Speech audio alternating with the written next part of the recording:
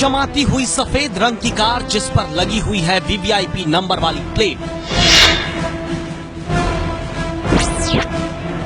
ऐसी एक नहीं, दो नहीं, 3 नहीं, 4 या 5 नहीं, पूरी 10 कारों का काफिला।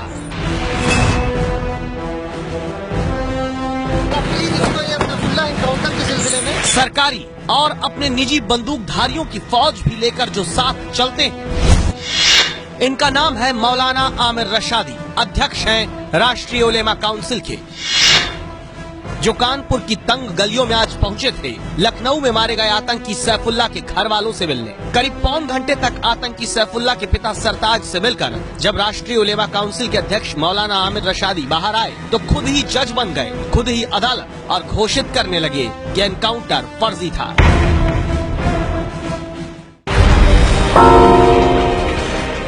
पटला हाउस की तर्ज पर एक फर्जी इनकाउंटर है और ये सरकारी आतंकवाद है।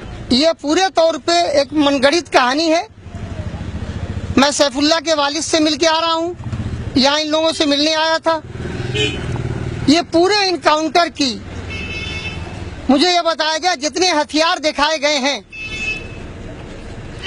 उतना हथियार रखने के बाद अगर वो आतंकवादी था, जंगले के पास पुलिस वाले घूम रहे हैं, क्या वो ये कहा जा रहा क्रॉस फायरिंग भी हो रही है, तो क्या वो पुलिस वालों पर कुछ तो गोली चलाता?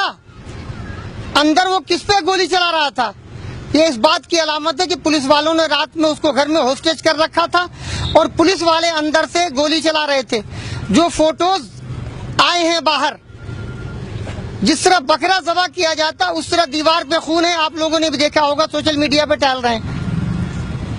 ये पूरा इनकाउंटर फर्जी है। मतलब ये कि मौलाना साहब जो राष्ट्रीय उलेमा काउंसिल के अध्यक्ष हैं, इनकी निगाह में एक एनकाउंटर तभी सच्चा होगा जब आतंकी चाहे मरे ना मरे लेकिन पुलिस वाला जरूर गोली खा जाए। इसीलिए आज आपको ऐसी सोच की घंटी बजानी है। क्यों? तो बस सुनते जाइए। एक तरफ खड़े हैं आतंकी सैफुल्लाह के पिता सरताज, जो अपने बेटे को देशद्रोही कहकर शव लेने से मना कर देते हैं। दूसरी तरफ खड़े हैं राष्ट्रीय उलेमा काउंसिल के अध्यक्ष मौलाना आमिर रशादी, जो कौम के नाम पर ठेकेदारी करते हुए कहते हैं पिता ने देशभक्ति में नहीं बल्कि दबाव में बयान किया। आतंक की आग में मुनाफे की रोटी सेकने वाले उलेमाओं की घंटी बजाओ। ये कौन सी बात है? आप गन पॉइंट पर रख करके अपने बच्चों को आतंकवादी का, तो जो देश का नहीं हुआ। अरे बाप कोई होगा अपने बेटे की लाश लेगा, दबाव की वजह से उन्होंने ये बात कही। मुझसे अभी उन्होंने ये बात कही है। चाहिए थी ताकि सरेंडर कराया जा सके, लेकिन राष्ट्रीय उलेमा काउंसिल के मौलाना आमिर रशादी इस पर भी सवाल खड़ा कर सियासत चमकाते मिले। मैं अभी सैफुल्लाह के वालिद से मिलकर आया हूँ, उनसे नंबर मिट गया। जिस अधिकारी ने उनको फोन करके कहा कि अपने लड़के से बात कराओ, लड़के से बात नहीं कराई गई और कह दिया तुम्हारा लड़का आतंकवादी था, उसको हम मारने जा रहे हैं, उसको बोलो सरेंडर करे। जब लड़के से बात नहीं है, किससे सरेंडर करवा रहे हो?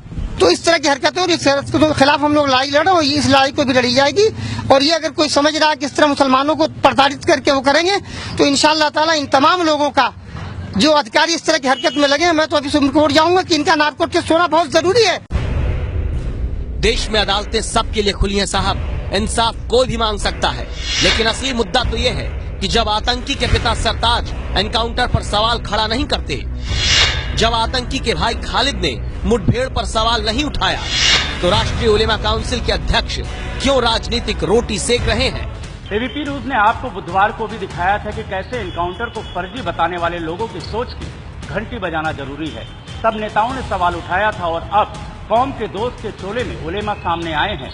लेकिन आमिर रशादी क्यों सुरक्षा के मसले पर वोटों की पॉलिटिक्स कर रहे हैं, इसकी तलाश हमने की।